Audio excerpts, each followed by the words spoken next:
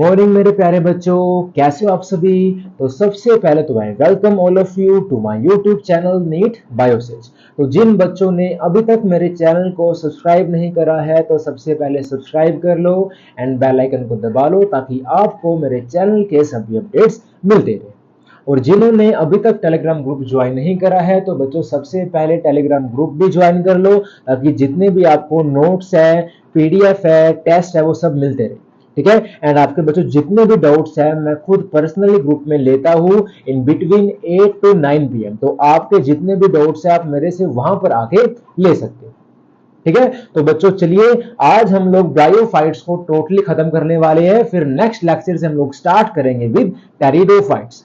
इतनी बात की है तो चलिए स्टार्ट करते हैं बच्चों मोजिस से, जो हमारा टॉपिक बचा हुआ है। अच्छा, उससे पहले एक बार फटाफट देख लेते हैं कि हमने क्या क्या सीखा। तो बच्चों हमने सीखा था लिवरवोर्ट्स के बारे में पिछली क्लास में कि लिवरवोर्ट्स का हैबिटेट क्या होता है, इनका स्ट्रक्चर क्या होता है, इसके अंदर रिप्रोडक्शन कैसे होती है, बाय वेजिटेटिवली होती है, बाय गेमा कप, और हमारे पास सेक्सुअल कैसे होती है बच्चों यहाँ पे with mail and female gamete. जो मेल सेक्स ऑर्गन है, जो फीमेल सेक्स ऑर्गन है, वो किसके ऊपर ग्रो करता है? वो बच्चों ग्रो करता है हमारे पास गैमेटोफोर के ऊपर। अब देखो जो मेल वाला गैमेटोफोर है उसको बोल देते हैं एंथ्रीडियोफोर एंड जो फीमेल वाला है उसको बोल देते हैं आर्किगोनियोफोर। एंड ऐसे ही फीमेल पार्ट को क्या बोल दिया हमने? आर्किगोनियम। अब देखो बच्चों ध्यान से, अब जो फीमेल वाला पार्ट है उसके ऊपर बच्चों हमारे पास ऐसी no cylindrical petals like structure होता है। इसको बच्चों हम लोग क्या बोल देते हैं? इसको बोल देते हैं रेस। ऐसे ही मेल के ऊपर जो मेल रिप्रोडक्टिव ऑर्गन बच्चों वो कैसा होता है? हमारे पास 8 रिसेप्टेकल लोब्स में होता है ऐसे। ठीक है, इतनी बात की है। फिर मैंने आपको इसका ओरिजिनल स्ट्रक्चर दिखाया था कि जो हमारे पास आर्किगोनियम है वो कैसा दिखता है एंड जो मेल है बच्चों वो कैसा दिखता है। इतनी बात क्लियर। फिर मैंने बताया था आपको कि जो हमारे पास मेल और फीमेल पार्ट है वो सेम थैलस पे भी हो सकते हैं और डिफरेंट थैलस पे भी हो सकते हैं। उसके बाद बच्चों हमने बात करी थी कि लिवरवोर्ट्स के अंदर सेक्सुअल रिप्रोडक्शन कैसे होती है। तो सिंपल सी बात है, with the help of water होगी। उसके बाद हमारे पास क्या बन जाएगा? ज़ाइगोट बन जाएगा। फिर हमारे पास क्या बन जाएगा? स्पोरोफाइट। अब यहाँ पे बच्चों जो लिवरवोर्ट्स का स्पोरोफाइट है वो कैसा है? फुली डिपेंडेंट है ऑन द गैमेटोफाइट। क्योंकि वो कैसा होता है? ये हमारे पास होता है नॉन फोटोसिंथेटिक। फिर मैंने कहा था कि हमारे पास कुछ लिवरवोर्ट्स की ऐसी स्पीसीज है जिनके अंदर क्या होते हैं, जिनके कैप्सूल के अंदर क्या होते हैं बच्चों? इलेटर सेल्स होते हैं। इलेटर्स हमारे पास क्या? स्पेशलाइज्ड सेल्स होते हैं जो बच्चों किस में हेल्प करते हैं? जो हमारे पास स्पोर डिस्पर्सल में हेल्प करते हैं। एंड ये जो बच्चों इलेटर्स है ये कैसे होते हैं? They are hygroscopic in nature. Hygroscopic का मतलब क्या होता है कि जो ये मॉइस्चर है उसको रिटेन करेंगे एंड उसको क्या बच्चों? रीड करते हैं एंड उसके हिसाब से फिर क्या अपनी शेप चेंज करते हैं जिससे यहाँ पे ट्विस्टिंग मूवमेंट होती है और जो कैप्सूल है वो बर्स्ट कर जाता है और मेरे पास जो स्पोर्स है वो बाहर आ जाते हैं।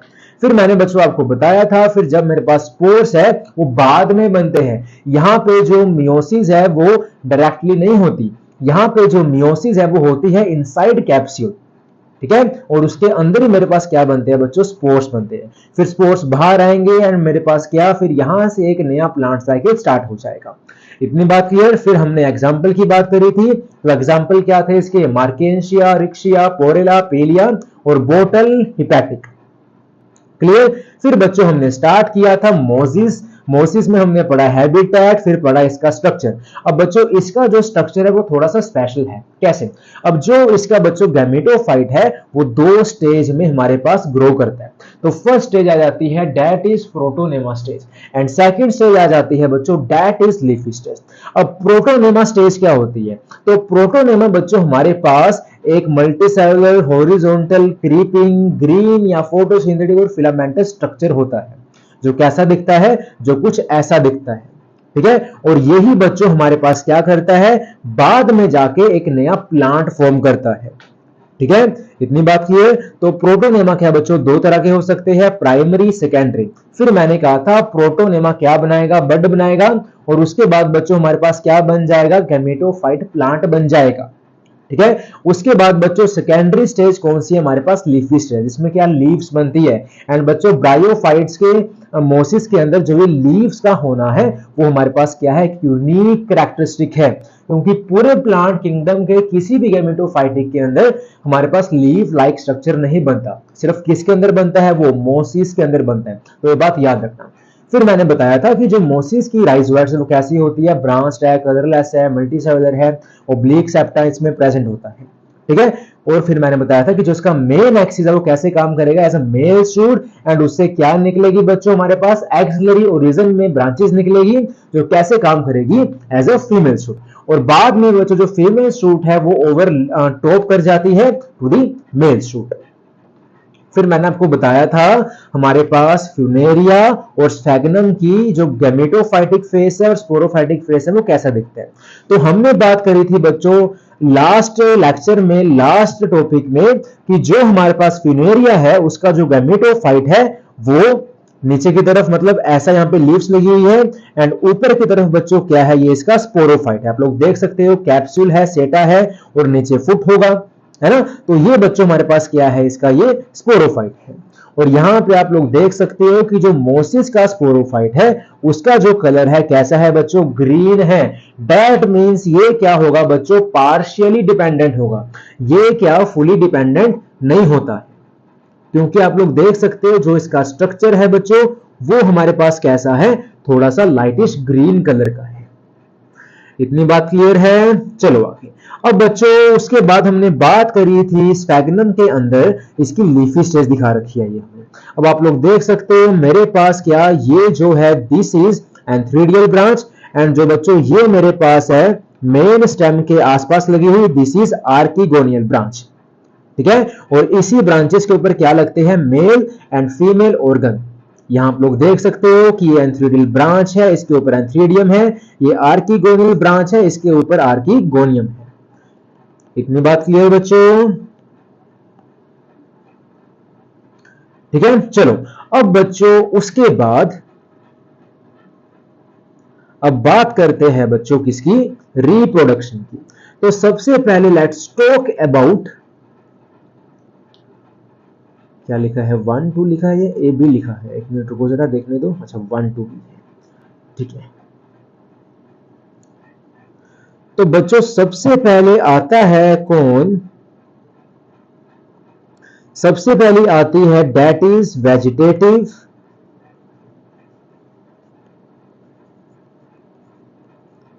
और बच्चों इसी को क्या बोल दिया, एसेक्सुअल रिप्रोडक्शन,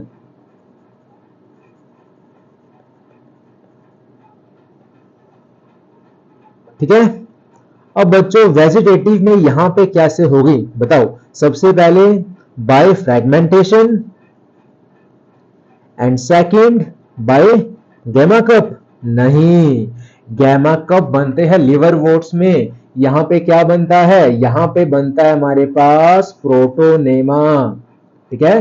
तो एसेक्सुअली बच्चों यहां पे कैसे होती है, पहली बाय फ्रेगमेंटेशन, एंड सेकंड कैसे होती है, बाय बडिंग इन प्रोटोनेमा। इसमें कंफ्यूज बिल्कुल भी नहीं होना आपको, ठीक है। गेमा कब बनता है, किसमें, लिवर वोट्स में। प्रोटोनेमा हमारे पास बनता है किसमें, मोसिस में, ठीक है। सो प्रोटोनेमा। इतनी बात क्लियर बच्चों। अब बच्चों बात करते हैं मेन चीज की, दैट इज सेक्सुअल रिप्रोडक्शन। अब यही समझने वाला है इसका मेन पार्ट, कि मोसिस के अंदर जो बच्चों सेक्सुअल रिप्रोडक्शन है वो कैसे होती है। अब देखो बच्चों, अब सिंपल सी बात है, गैमेटोफाइटिक स्टेज में हमारे पास क्या, दो स्टेज होती है ना। पहला क्या होता है, प्रोटोनेमा, सेकंड क्या होता है, लीफी स्टेज। तो बच्चों जो हमारे पास गैमेट्स है, गैमेट्स हमारे पास किसके ऊपर बनेंगे, लीफी स्टेज के ऊपर तो बनेंगे। सिंपल सी बात है भाई, जब हमारे पास सेक्स ऑर्गन्स होंगे तभी तो उसके अंदर गैमेट्स बन पाएंगे। तो पहला बच्चों जो स्टेज है हमारे पास, वो स्टेज कहां से स्टार्ट होती है, यहां पे लीफी स्टेज से। याद रखना इस बात को, ठीक है। तो यहां मैं ड्रॉ कर लेता हूं। तो ये बच्चों हमारे पास क्या है, लेट्स से कि this is the leafy stage, ये ऐसे,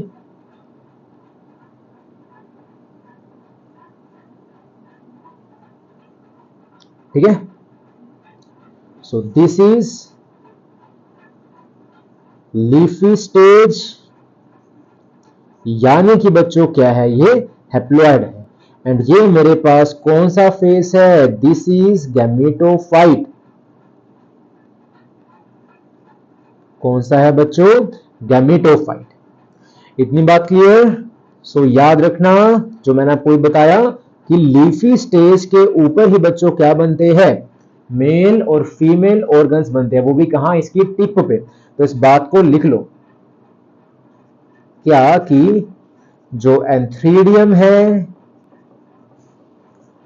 एंड जो बच्चों आर्किगोनियम है, वो फॉर्म होते हैं कहां, फॉर्म एट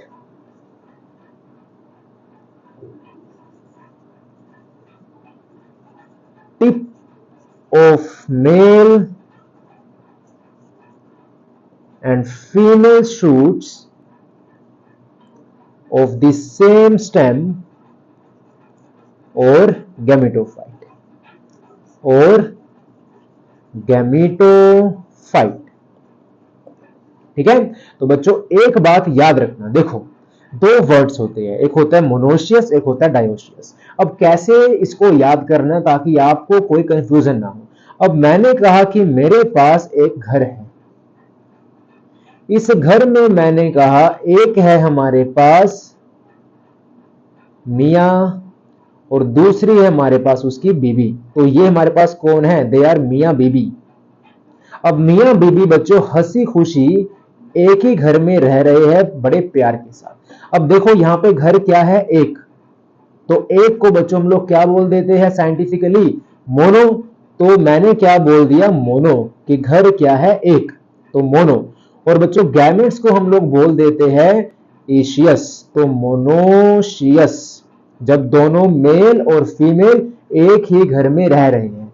अब ऐसे मैंने कहा कि एक मेरे पास प्लांट है, ये मान लेते हैं ऐसे, ये है इसकी लीव्स। ठीक है। अब मैंने कहा कि इधर ही है बच्चों क्या, एक ही प्लांट पे ये मेल है और एक ही प्लांट पे ये फीमेल।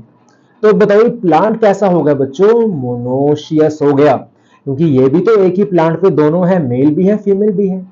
तो बच्चों ऐसे प्लांट को जिसके अंदर दोनों सेक्सेस एक जगह हो, मतलब एक ही प्लांट पे हो, तो ऐसे प्लांट को हम लोग क्या बोल देते हैं बच्चों, मोनोशियस। याद रखना क्या बोल देंगे, मोनोशियस। तो मोनोशियस का मीन्स क्या हो गया बच्चों, बाइसेक्सुअल कंडीशन, जब मेल फीमेल एक ही प्लांट पे है। समझ गए। अब मैंने कहा कि इन दोनों के बीच में हो जाती है लड़ाई और इनका हो जाता है ब्रेकअप। तो जब इसका ब्रेकअप हो गया तो लड़की चली जाती है अपने घर, लड़की चली जाती है कहां, अपने मायके।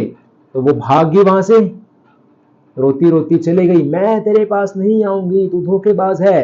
तो अब यहाँ पे बच्चों क्या हो गया, घर का बंटवारा, एक घर ये एक घर ये, तो मेल यहाँ पे फीमेल यहाँ पे। तो घर कितने हो गए, दो, मतलब डाई, और गैमेट्स हो गए अलग अलग, तो मतलब कि ओशियस।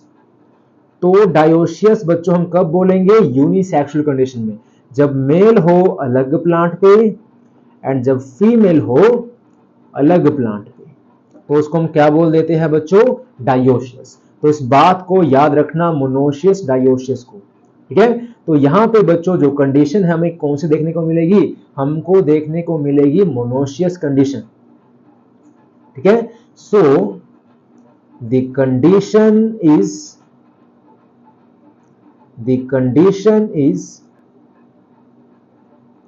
known as monoecious। ठीक है। The condition is known as monoecious. इतनी बात क्लियर। अब सुनो ध्यान से,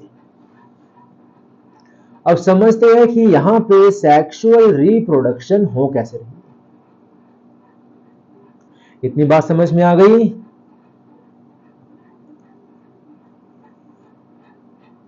सो अब मैंने कहा बच्चों एक प्लांट है यहां पे, ये है इसकी ब्रांचेस, और एक प्लांट है यहां पे, ये है इसकी ब्रांचेस। एंड यहां पे बच्चों मैंने बोल दिया कौन है फीमेल एंड यहां कौन है बच्चों, मेल। ठीक है। ऐसे ही यहां पे है ये मेल एंड यहां पे है बच्चों कौन, फीमेल। इतनी बात क्लियर है। और ये बच्चों मेरे पास क्या है, इसकी गैमेटोफाइटिक स्टेज है। दैट मीन्स बच्चों अभी जो ये प्लांट बॉडी है ये कैसी है, एन है। ठीक है, ये भी एन है, ये भी एन है। अब देखो ध्यान से, अब बच्चों जो ये मेरे पास मेल है, मतलब कि जो ये एंथ्रेडियम है, पहली बात तो ये कि जो पोलिनेशन है, पोलिनेशन नहीं बोलेंगे, मतलब जो यहां पे बच्चों हमारे पास गैमेट्स है वो एक दूसरे के साथ फ्यूज नहीं करेंगे। मतलब सेम प्लांट में जो मेल और फीमेल होते हैं वो आपस में बच्चों कभी भी रिप्रोडक्शन में पार्टिसिपेट नहीं कर सकते। क्यों नहीं कर सकते, इसका रीजन है। इसका रीजन क्या है बच्चों, कि अगर सेम प्लांट सेम पार्ट के साथ रिप्रोड्यूस करेगा तो बच्चों जो कैरेक्टर्स है हमारे पास नए ऑफस्प्रिंग्स में वो भी क्या आएंगे, सेम आएंगे। तो अगर इनको कोई बीमारी हुई तो जो इनके आने वाले ऑफस्प्रिंग्स होंगे, मतलब जो इनके आने वाले न्यू प्लांट्स होंगे, न्यू बच्चे होंगे, उनमें भी क्या ये प्रॉब्लम आने के चांसेस रहेंगे, है ना। तो नेचर बच्चों क्या कहती है, नेचर क्या करती है कि वो सेल्फ पोलिनेशन को प्रिवेंट करती है। एंड किसको प्रमोट करती है, वो प्रमोट करती है क्रॉस पोलिनेशन को। मतलब कि जो दूसरे प्लांट के गैमेट्स है वो आके यहाँ फीमेल के साथ फ्यूज होंगे, ताकि जो हमारे पास नए नए प्लांट बने उनके अंदर वेरिएशंस आए और वो अपने आप को उस एनवायरनमेंट में अडेप्ट कर पाए। क्योंकि अगर वो अडेप्ट नहीं करेंगे, उनमें वेरिएशन नहीं आएगी तो वो मर जाएंगे। ठीक है, तो ड्यू टू सेल्फ इनकम्पैटिबिलिटी जो सेम स्पीसीज है वो आपस में बच्चों पोलिनेट नहीं करेंगे। ठीक है, जो अलग अलग है हमारे पास वो आपस में क्या करेंगे, पोलिनेशन करेंगे। इतनी बात क्लियर है। तो याद रखना यहां पे हमारे पास ये पोलिनेशन नहीं कर सकते। क्यों नहीं कर सकते, ड्यू टू सेल्फ इनकम्पैटिबिलिटी। याद रखना, ड्यू टू सेल्फ इनकम्पैटिबिलिटी। इतनी बात क्लियर है। तो यहां पे क्या होगा, जो इसका बच्चों इस वाले प्लांट का एंथेरोजोइड है वो आके यहां पे फ्यूज कर जाएगा। इतनी बात क्लियर है। देन बच्चों उसके बाद क्या होगा, सुनो ध्यान से।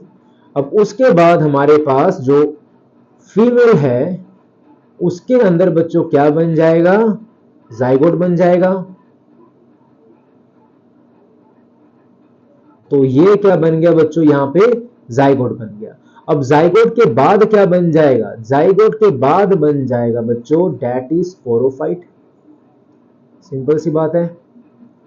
अब क्या बन जाएगा, अब बन जाएगा यहां पे बच्चों स्पोरोफाइट।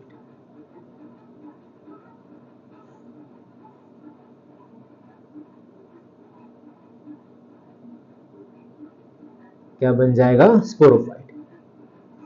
जरा एक मिनट। तो ये बन गया बच्चों क्या, फुट, ऊपर आ गया सेटा, और ये आ गया हमारे पास क्या बच्चों, कैप्सूल।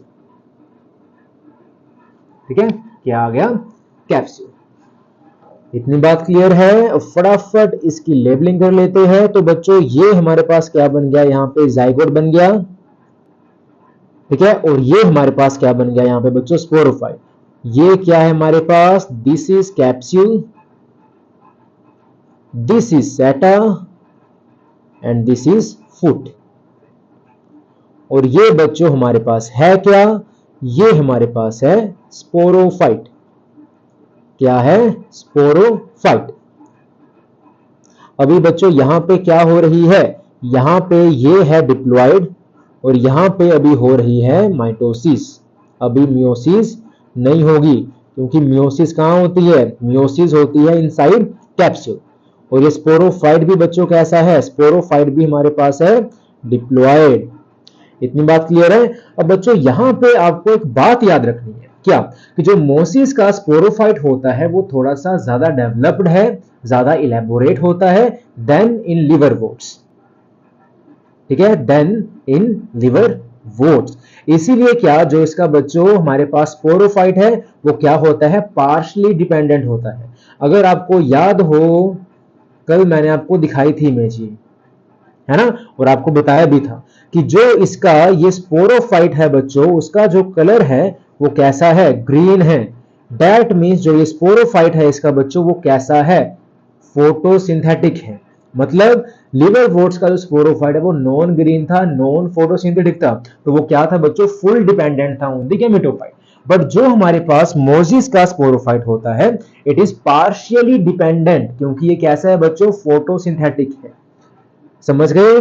और इसके पास क्या होता है बच्चों, इनके पास जो स्पोर्स को डिस्पर्स करने का जो मैकेनिज्म है वो स्पेशल मैकेनिज्म होता है। ठीक है, अब इस बात को फटाफट लिख लेते हैं क्या, कि जो बच्चों हमारे पास मोजिस का स्पोरोफाइट है, ये कैसा है, इट इज मोर इलेबोरेट, यानी कि डेवलप्ड है,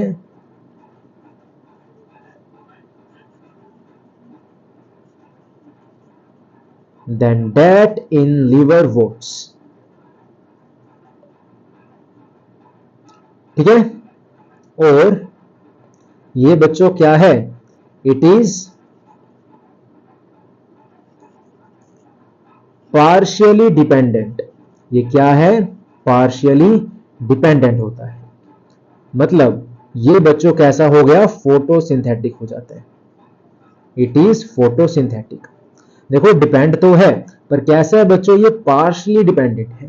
ठीक है, और तीसरी बात क्या, कि जो बच्चों हमारे पास मोजिस है, इनके पास एक स्पेशल मैकेनिज्म होता है स्पोर्स को डिस्पर्स करने का। अब देखो ध्यान से, अब बच्चों कैप्सूल के अंदर क्या बनने वाले हैं, कैप्सूल के अंदर बनेंगे क्या, स्पोर्स। कैसे बनेंगे स्पोर्स, बाय मियोसिस। ये बच्चों इसके अंदर क्या बन गए, ये बन गए इसके अंदर स्पोर्स। और कैसे बने ये स्पोर्स, ये स्पोर्स बने बच्चों बाय मियोसिस। तो याद रखना, ये स्पोर्स हो जाते हैं फोम इनसाइड कैप्सूल। इतनी बात क्लियर है। और जो बच्चों ये स्पोर्स है, एक काम करता हूं, इसको मैं नीचे लिख देता हूं यार, यहां पे मतलब स्पोर्स बना लो, थोड़े कम बना लो। अब सीधा यहीं पे लिख लो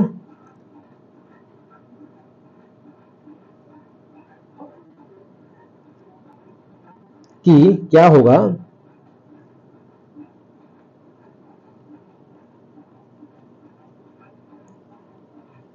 spores will form by meiosis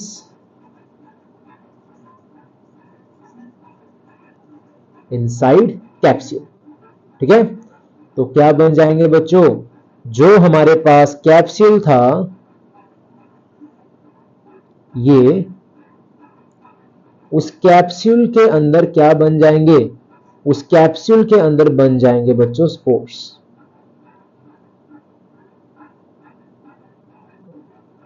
ठीक है, सो याद रखना। और जो बच्चों ये स्पोर्स है, ये स्पोर्स कैसे होते हैं, दे आर हैप्लॉइड।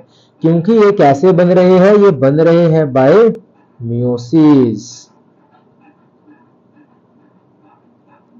तो जो ये बच्चों स्पोर्स है, ये स्पोर्स कैसे होंगे, दे आर हैप्लॉइड। सो इस बात को याद रखना, यहां लिख देता हूं, दे आर हैप्लॉइड। ठीक है, इतनी बात क्लियर है। आगे सुनो। अब बच्चों क्या होगा, अभी मैंने कहा था कि मोसिस के पास क्या होता है, एक स्पेशल मैकेनिज्म होता है अपने स्पोर्स को बाहर निकालने का। जैसे लिवरवोर्ट्स थे, उनके पास क्या था, इलेट्रिस थे। वैसे बच्चों इनके पास क्या होते हैं, इनके पास होते हैं पेरिस्टोमियल टीथ, जो कहां होते हैं, मोस के स्पोरोफाइट में प्रेजेंट होते हैं। और यही बच्चों क्या करते हैं, उसको जो स्पोर्स है उसको डिस्पर्स करने में हेल्प करते हैं। ठीक है, याद रखना। अब क्या होने वाला है,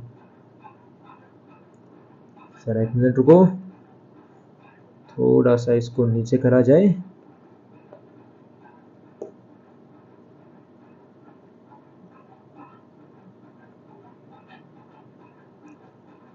अब बच्चों क्या होने वाला है, जो स्पोर्स है वो क्या होंगे, बाहर आ जाएंगे, ये ऐसे।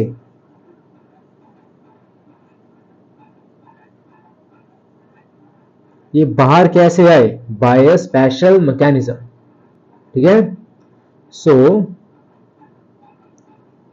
जो स्पोर है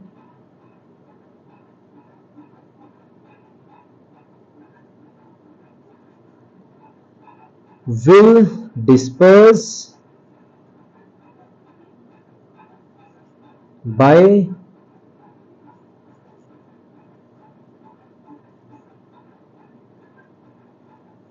special mechanism। ठीक है, bye a special mechanism.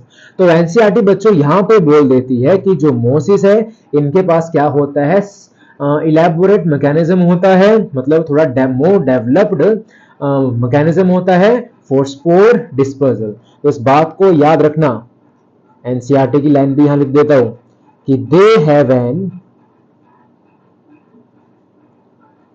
Elaborate mechanism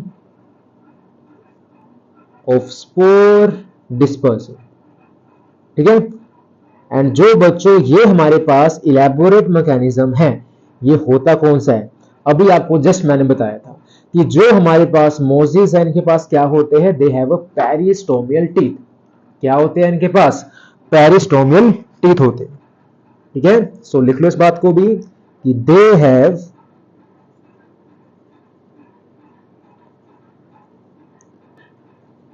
पेरिस्टोमियल teeth.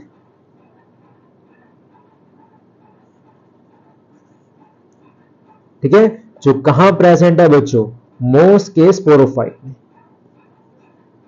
Present in मोस स्पोरोफाइट। ठीक है, और यही है बच्चों जो हेल्प करते हैं इसको किसमें, इन स्पोर्स डिस्पर्सल।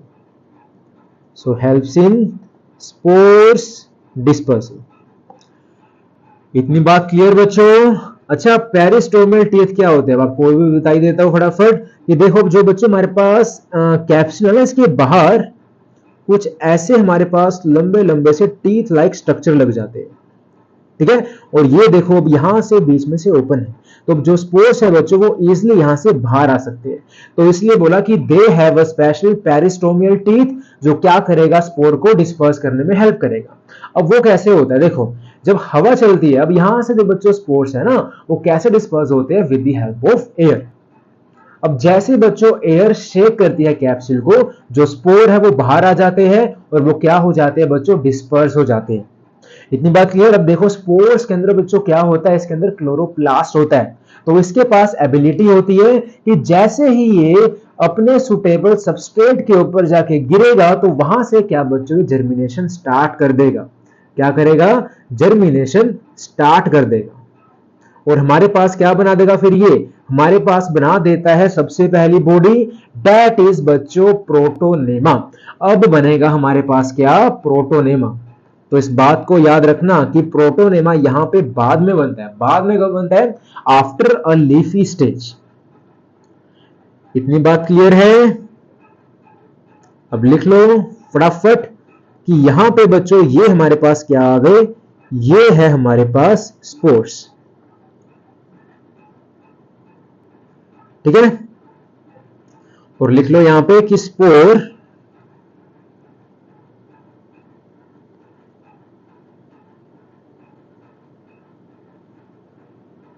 कि स्पोर्स कंटेन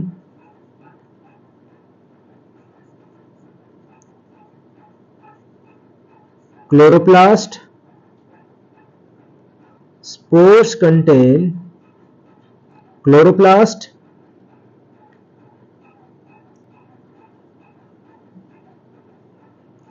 क्या होगा, इसको लैग क्यों मार रहा है भाई साहब तू,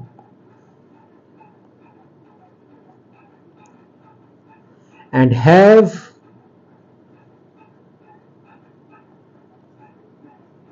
have the ability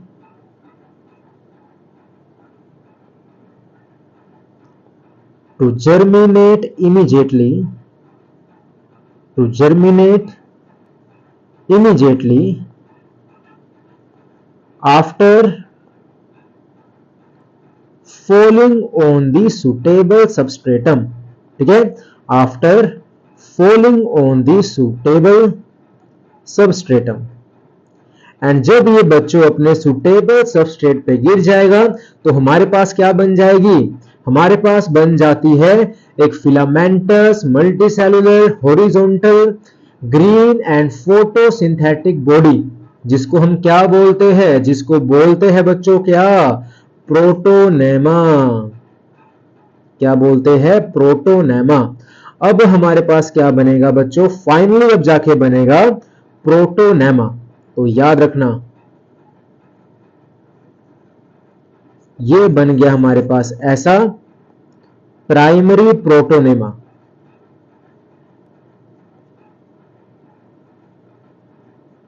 ठीक है, और ये बच्चों हमारे पास क्या है, हैप्लॉइड होता है, यानी कि एन है। इतनी बात क्लियर है अच्छे से। चलो आगे। अब देखो बच्चों, अब आगे क्या होने वाला है, अब हमारे पास क्या बन गया, यहाँ पे जो स्पोर थे जब वो सुटेबल सबस्ट्रेटम के ऊपर लैंड हुए तो हमारे पास क्या बन गया, एक क्रीपिंग ग्रीन ब्रांच्ड और फिलामेंटस बॉडी, जिसको हमने क्या बोल दिया बच्चों, प्रोटोनेमा बोल दिया। अब ध्यान से देखो, अब जो बच्चों प्रोटोनेमा है यहाँ पे इसकी दो ब्रांचेस होती है, एक होती है हमारे पास सबटेरेनियन नॉन ग्रीन राइजोइडल और एक हमारे पास होता है ग्रीन एपिटेरियन ब्रांचेस। ठीक है, अब जो बच्चों हमारे पास बड है वो कहां बनता है, वो बनता है ग्रीन एपिटेरियन ब्रांचेस पे। इतनी बात क्लियर है, लिख लो उस बात को फटाफट कि जो हमारे पास ये प्रोटोनेमा बना,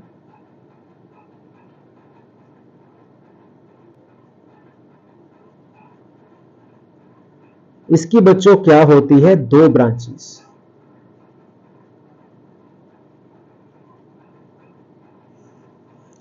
क्या होती है, दो ब्रांचेस। ठीक है, एक है बच्चों कौन सी,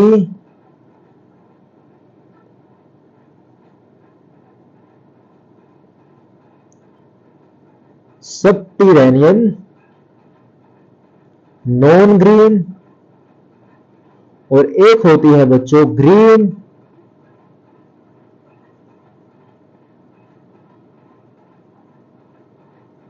एपिटेरियन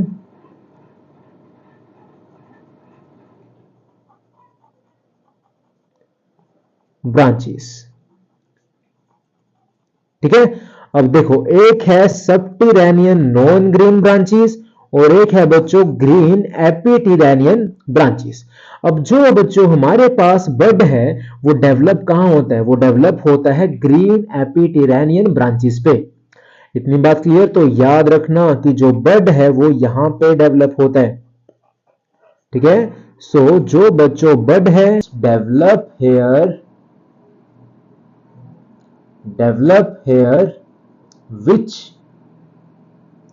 which grow to form new moss plant। ठीक है, तो बच्चों अब यही बड है जो क्या फॉर्म करेगा, एक नया मोस प्लांट। अब आप लोग सोच रहे होंगे कि सर इसका मतलब क्या है, सबटेरेनियन और एपिटेरियन। अब बच्चों ये जनरली टर्म्स है हमारे पास। सबटेरेनियन का मतलब क्या होता है, अंडरग्राउंड, मतलब ये वो ब्रांचेस है बच्चों जो कैसे होगी, अंडरग्राउंड होगी। जैसे रूट्स होती है नीचे की तरफ होती है प्लांट के अंडरग्राउंड, तो वैसे बच्चों सबटेरेनियन ब्रांचेस जो कैसे है, नीचे की तरफ है। समझ गए, जो बिलो है, नीचे की तरफ है। और एपिटेरियन की बात करें बच्चों, देखो इसमें क्या आ रहा है, एपी मतलब एपिकल। तो ये ऐसी ब्रांचेस है जो कहां होगी बच्चों, जो होती है एरियल, यानी कि ऊपर की तरफ हवा में। देखो आपको डायग्राम दिखाता हूं इसका। मेरे पास यहाँ पे बच्चों ये प्रोटोनेमा है, एक मिनट रुको जरा। देखो ध्यान से, ये क्या है बच्चों, हमारे पास ये प्रोटोनेमा है, ये वाला।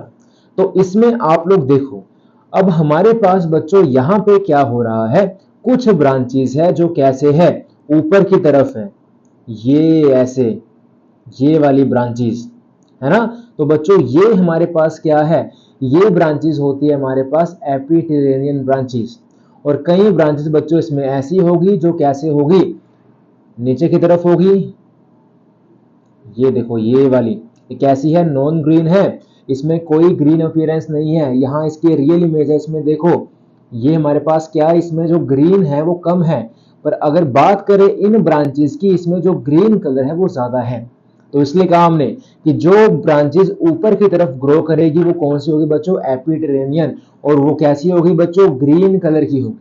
और बड जो है वो यहीं पे ग्रो करता है। आप लोग यहाँ देख सकते हो, ये मेरे पास क्या है, यहाँ पे बड है, ये बड ग्रो कर रहा है इस पे, ठीक है। तो सब टेरेनियन का मतलब क्या हो गया बच्चों, बिलो, जो नीचे की तरफ है। एपिटेरेनियन का मतलब क्या हो गया, जो ऊपर की तरफ है। और यहाँ पे ही हमारे पास एपिटेरेनियन ब्रांचेस पे ही क्या ग्रो करता है बच्चों, बड ग्रो करता है।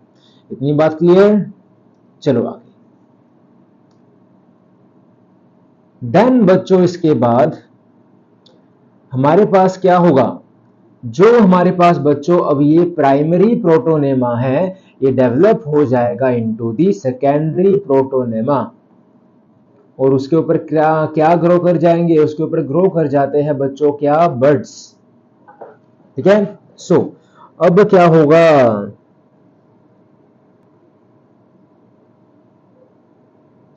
अब बच्चों बनेगा यहां पे कौन, सेकेंडरी प्रोटोनेमा। ये बन गया हमारे पास क्या, सेकेंडरी प्रोटोनेमा। और बच्चों इसी के ऊपर क्या ग्रो करते हैं, इसी के ऊपर ग्रो करते हैं बर्ड्स। और ये बर्ड कैसे होते हैं बच्चों, लैटरल बर्ड्स होते हैं ये ऐसे कुछ, ठीक है। सो ये हमारे पास क्या है बच्चों, इट इज सेकेंडरी प्रोटोनेमा, ठीक है। और ये भी कैसा है बच्चों, हैप्लॉइड है। और ये हमारे पास क्या है यहां पे, दिस इज लैटरल बर्ड्स। लिख लो इसको कि ये क्या है बच्चों, दे आर लैटरल बर्ड्स। और ये ही है बच्चों जो आगे जाके हमारे पास क्या बनाएंगे, एक नया मोस का प्लांट। यानी कि अब यही स्पोर जो है हमारे, स्पोर कह रहा हूं मैं, कि जो बच्चों ये बर्ड है, जब ये हमारे पास मैच्योर हो जाएगा, ये प्रोटोनेमा से हट जाता है। सो ये हमारे पास हट गया, ठीक है।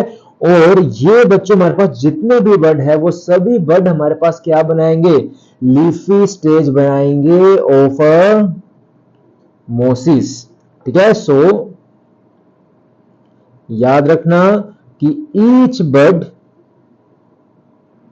Can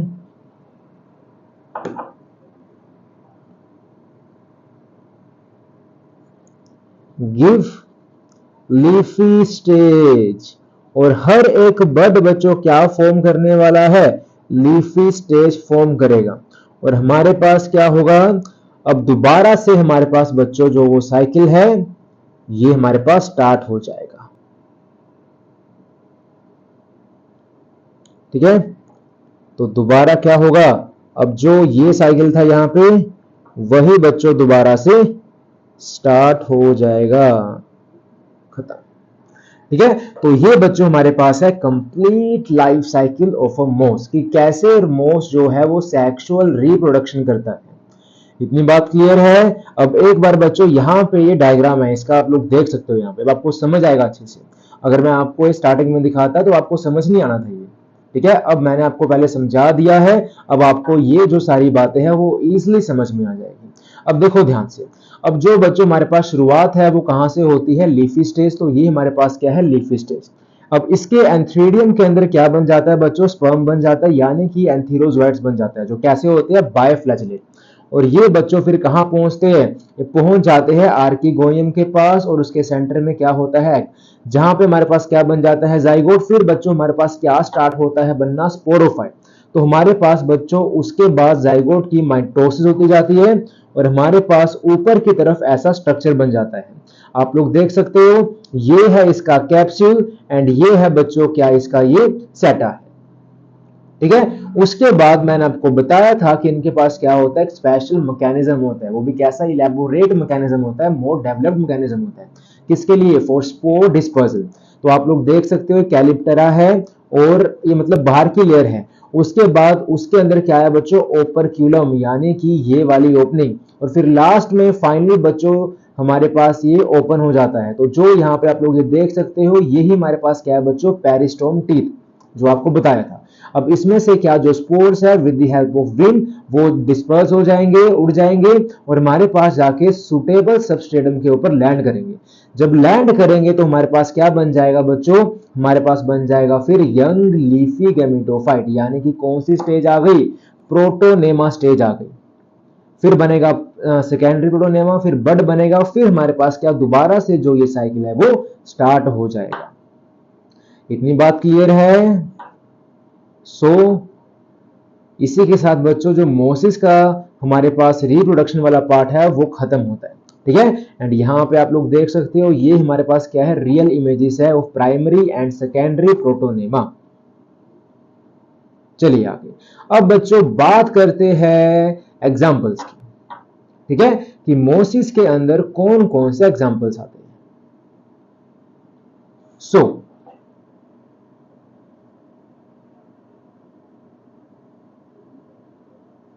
example of mosses. तो सबसे पहले बच्चों क्या आया था, इसकी ट्रिक बताई थी आपको, एफ पी एस से याद रखना, F4 फ्यूनेरिया, पी से क्या आ गया बच्चों, पोलीट्राइकम, और एस से क्या आ गया बच्चों, स्फेगनम, एस से क्या आ गया बच्चों, स्फेगनम आ गया। ठीक है बच्चों, तो चलो आगे। अब बात करते हैं लास्ट टॉपिक की, that is importance of bryophytes. अब बच्चों देखो ब्रायोफाइट्स की क्या इंपॉर्टेंस है। तो सबसे पहली बात तो ये कि अब जैसे बच्चों एल्गी थी, अब एल्गी की जो इंपॉर्टेंस है वो कैसी थी, इकोनॉमिकल इंपॉर्टेंस थी। मतलब एल्गी का यूज करा जा रहा था एज अ फूड सोर्स, उसको यूज कर रहे थे एज अ फूड सप्लीमेंट, और एक्वेटिक ऑर्गेनिजम्स के लिए क्या था, वो हाईएस्ट सोर्स ऑफ एनर्जी था। ऐसे ही लैब्स के अंदर जो माइक्रोब्स का कल्चर हम बनाते हैं वो किससे बनाते हैं, अगार से बनाते हैं, और अगार हम किससे निकालते हैं, from the red algae, gracilaria and gelidium. ऐसे बच्चों फूड इंडस्ट्रीज में जो फूड थिकनर है, जो हमारे पास आइसक्रीम बनती है, जेलीज बनती है, उसमें क्या यूज होता है, अगार का यूज होता है ना। तो जो एल्गी है उसकी ज्यादा क्या थी बच्चों, इकोनॉमिकल इंपोर्टेंस थी। और अगर बात करें ब्रायोफाइट्स की, तो ब्रायोफाइट्स की बच्चों इकोनॉमिकल इंपोर्टेंस तो है पर इतनी ज्यादा नहीं है। ज्यादा ब्रायोफाइट्स की क्या है, ज्यादा इसकी है इकोलॉजिकल इंपोर्टेंस। तो इस बात को याद रखना कि ब्रायोफाइट्स की बच्चों ज्यादा क्या होती है, ecological importance and little economical importance. ठीक है, so little economical importance and more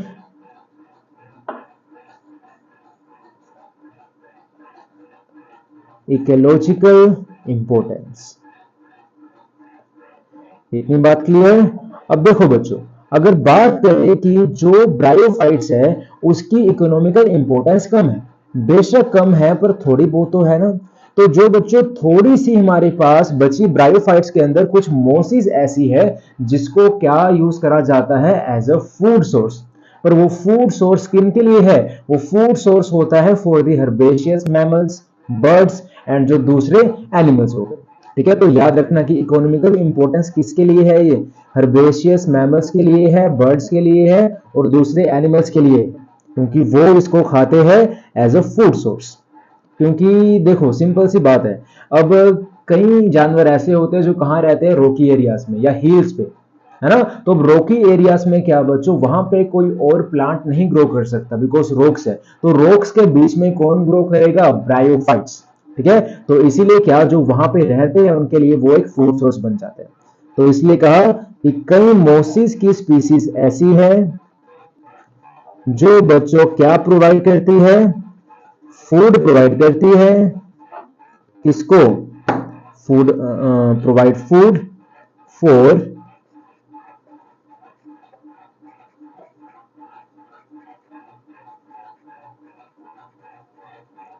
herbaceous mammals, birds and other animals। ठीक है बच्चों, और दूसरे एनिमल्स के लिए। अब सेकंड बात बच्चों की इसकी ज्यादा क्या है, it is more ecological important. ठीक है, ये जो ब्रायोफाइट्स है उसकी ज्यादा बच्चों क्या है, इकोलॉजिकल वैल्यू है, यानी कि इकोलॉजिकल इंपोर्टेंस है। अब ऐसा क्यों, क्योंकि बच्चों मोसिस सबसे पहली हमारे पास ऐसी स्पीसीज है जिसने क्या करा था, रॉक को कॉलोनाइज करा था। किसके साथ मिलके, लाइकन्स के साथ मिलके। ठीक है, तभी क्या जो रॉक्स है बच्चों, मतलब जो रॉकी एरिया है वहां पे हमारे पास हैबिटेट बन पाया था। तो इसीलिए क्या जो ब्रायोफाइट्स है उसकी ज्यादा इकोलॉजिकल इंपॉर्टेंस है। और इसके अलावा जो बच्चों हिली एरियाज में बड़े बड़े आप लोग ट्रीज देखते हो, पेड़ पौधे देखते हो, वहां पे वो कैसे टिके हुए हैं, with the help of bryophytes. क्योंकि ब्रायोफाइट्स क्या एक मैट की फॉर्मेशन कर लेते हैं सॉइल के ऊपर, जिस वजह से क्या जो वो एरिया है वहां पे सॉइल इरोजन नहीं हो पाता है ना, और जो हमारे पास वहां पे मिट्टी की फर्टिलिटी है वो भी बनी रहती है। तो इसीलिए क्या कहा हमने कि ब्रायोफाइट्स की ज्यादा क्या है बच्चों, इकोलॉजिकल इंपोर्टेंस। तो याद रखना कि ज्यादा इकोलॉजिकल इंपोर्टेंस क्यों है इसकी, क्योंकि बच्चों जो हमारे पास मोसिस है उसने लाइकन के साथ मिलकर आर द फर्स्ट ऑर्गेनिज्म जिन्होंने बच्चों रॉक्स को क्या किया था, कॉलोनाइज किया था, to colonize rocks, to colonize rocks। And इसलिए बोल देते हैं कि ब्रायोफाइट्स की ज्यादा क्या है बच्चों, ecological importance, and hence are of great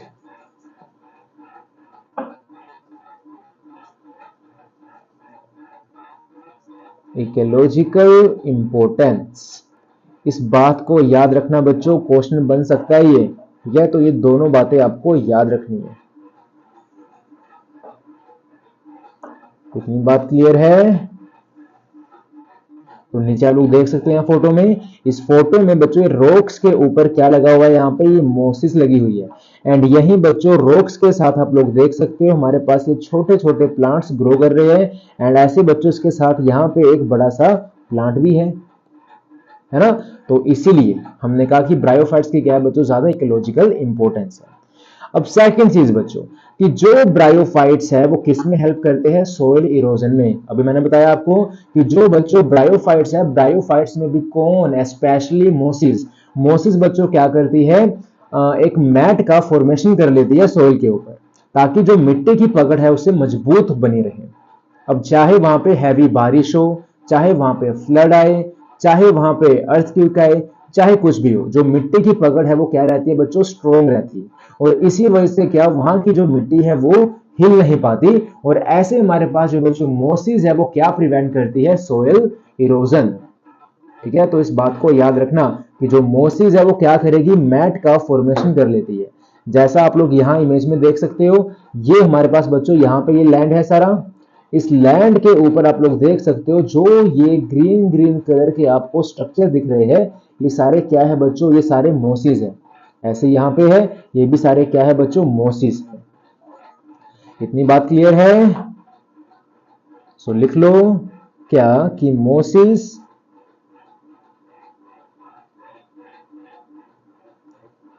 form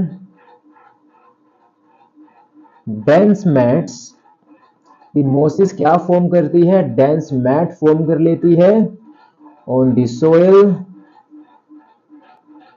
and इससे बच्चों कहां इंपैक्ट पड़ता है, and they reduce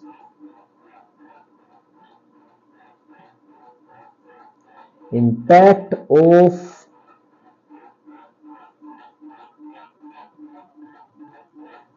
falling rain and prevent soil erosion। और बच्चों किसको प्रिवेंट करता है वो, सोयल इरोजन को। इतनी बात क्लियर है। अब देखो बच्चों, बारिश एक तो कि सीधी मिट्टी पे पड़ती है, एक कि उसके ऊपर पहले एक मैट बन गई उसके ऊपर पड़ रही है। तो ये बताओ फायदा किसमें है, जब मैट बन गई उसके ऊपर बारिश पड़ रही है, क्योंकि इससे मिट्टी को बच्चों कोई नुकसान नहीं होगा, जो मिट्टी है वो अपनी जगह पे आराम से स्टेबल रहेगी। ठीक है, तो इसलिए कहा कि जो मौसी है वो क्या करती है, जो फॉलिंग रेन है, जो बारिश पड़ती है उसके इंपैक्ट को कम कर देती है। तो बच्चों ये जो लाइन है बहुत इंपॉर्टेंट है, तो इस लाइन को भी याद रखना, क्योंकि जो हमारा एनटीए है वो ऐसे ही वर्ड्स को टारगेट करता है। ठीक है, तो फॉलिंग रेन के इंपैक्ट को भी क्या करता है बच्चों, रिड्यूस करता है। अब लास्ट इंपॉर्टेंस क्या है, लास्ट इंपॉर्टेंस ये है बच्चों, अब देखो पीट फॉर्मेशन। अब पीट क्या होता है पहले ये समझते हैं। अब बच्चों ब्रायोफाइट्स में जनरली कौन, sphagnum.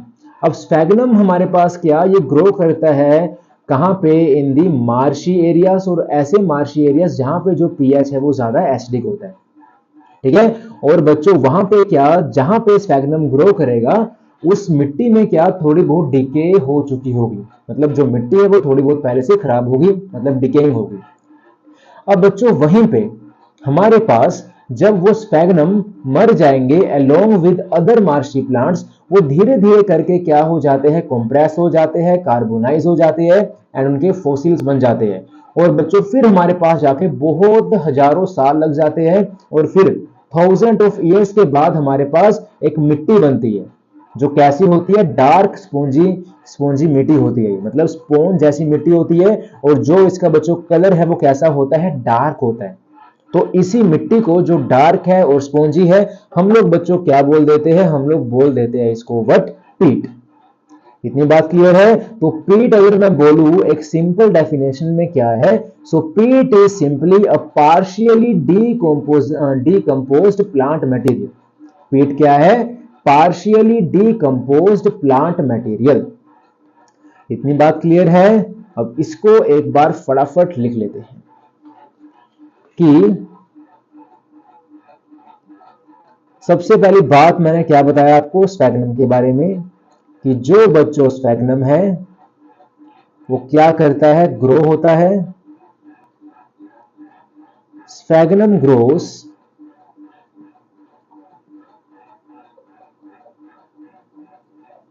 In acidic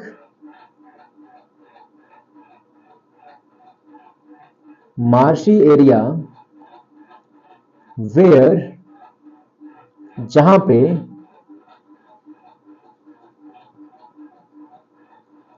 there is little decay, there is little decay। ठीक है, एंड धीरे धीरे करके बच्चों फिर वहां पे क्या होगा,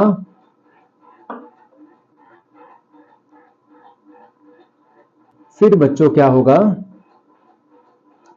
दी older dead part, the older dead part of mosses and other marshy plants are slowly carbonized, compressed and fossilized over thousands of years to produce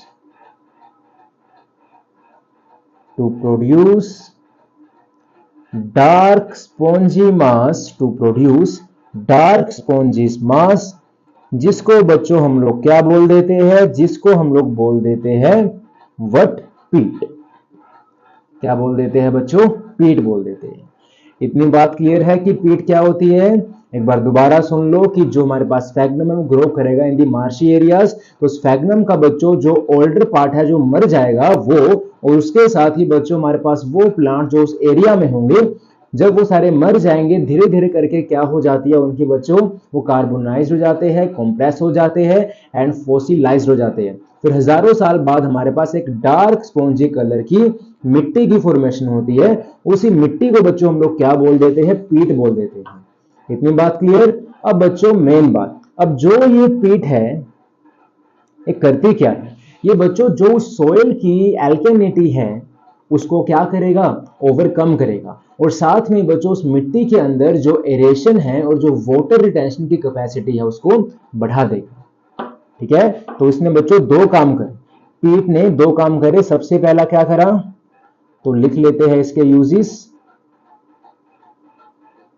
मतलब यूजेस में लिख लेते हैं। सबसे पहली चीज बच्चों क्या कि इट, इसको ब्लू पेन से लिखते हैं यार, पर्पल से मजा नहीं आ रहा। सो इट ओवरकम्स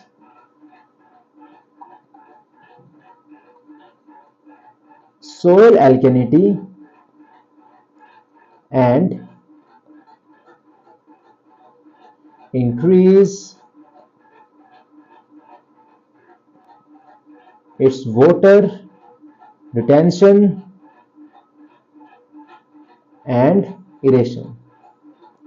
ठीक है, वाटर रिटेंशन एंड इरेशन। अब बच्चों ये वाटर रिटेंशन और इरेशन बोले तो बच्चों हवा का क्रॉस होना है ना, तो वो कैसे हो पाता है। अब देखो बच्चों, जब पीट बनता है तो उसके अंदर क्या होते हैं, फाइबर्स होते हैं। तो बच्चों जो वो फाइबर है वो कैसे अरेंज होते हैं, इसमें लूजली अरेंज होते हैं। ठीक है, अब लूजली अरेंज होने की वजह से बच्चों पीट के अंदर क्या बन जाता है, इसके अंदर एयर स्पेस बन जाती है, और उसी एयर स्पेस के अंदर बच्चों क्या, जो एयर है वो आराम से पास हो जाती है और जो वाटर है बच्चों को इकट्ठा हो जाता है। इस बात को याद रखना क्या कि जो पीट के अंदर बच्चों फाइबर्स है, fibres in peat are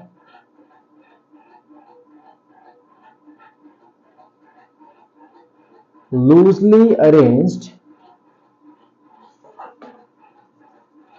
due to which, जिसकी वजह से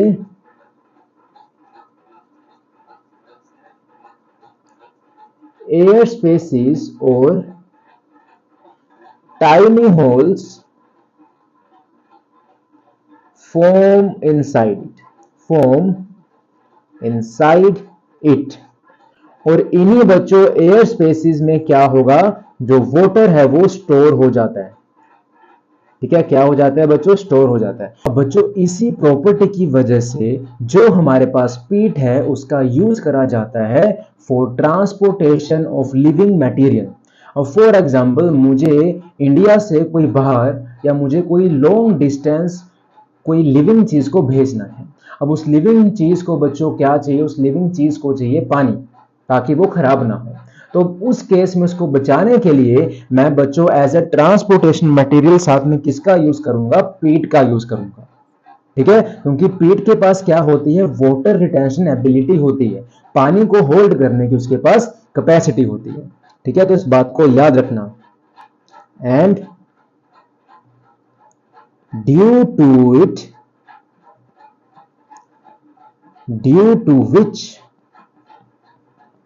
it is used as transportation